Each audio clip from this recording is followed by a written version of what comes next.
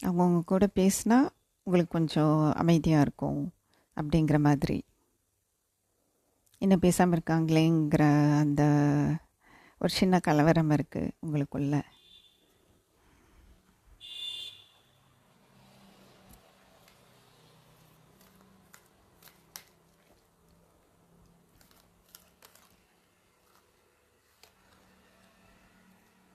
ம்.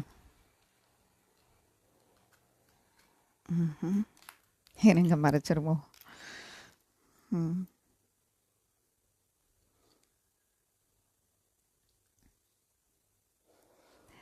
ஓகே. அவங்களுக்கும் உங்க கூட பேசணும். ஐ மீன் அவங்களுக்கு வந்து உங்களை நேரில் பார்க்கணுன்ட்டு இருக்கு.